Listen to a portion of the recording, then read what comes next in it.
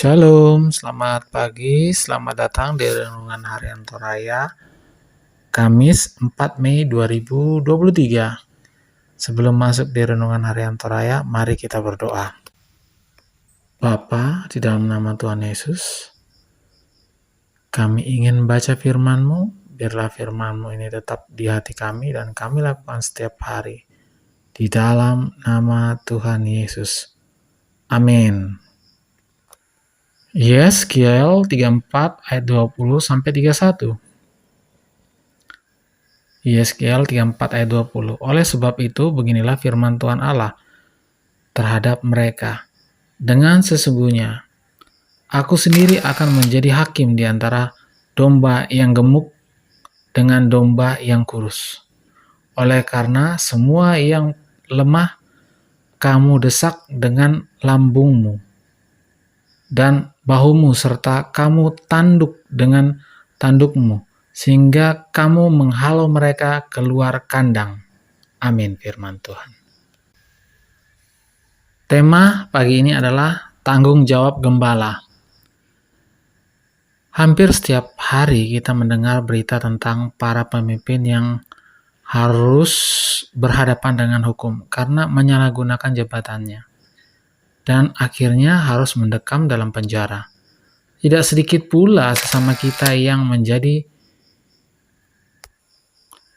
buruh atau asisten rumah tangga yang diperlakukan tidak adil dan bahkan mengalami penganiayaan. Belum lagi mereka yang menjadi korban penyelewengan hukum karena mereka hanyalah rakyat biasa dan tidak berdaya.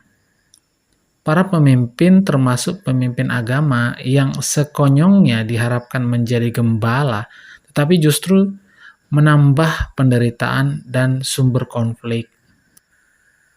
Tuhan dengan keras menegur para pemimpin Israel yang sudah mengabaikan tanggung jawabnya sebagai gembala.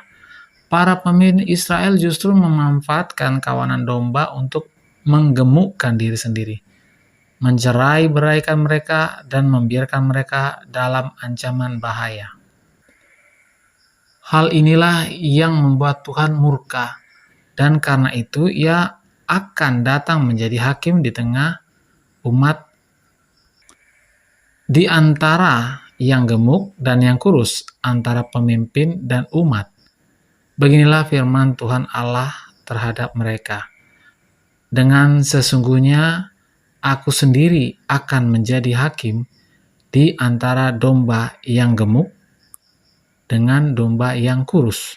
Pada ayat yang ke-20, Tuhan akan datang mencari umatnya dan membawa mereka kembali ke negeri mereka, dan Dia sendiri yang akan menjadi gembalanya.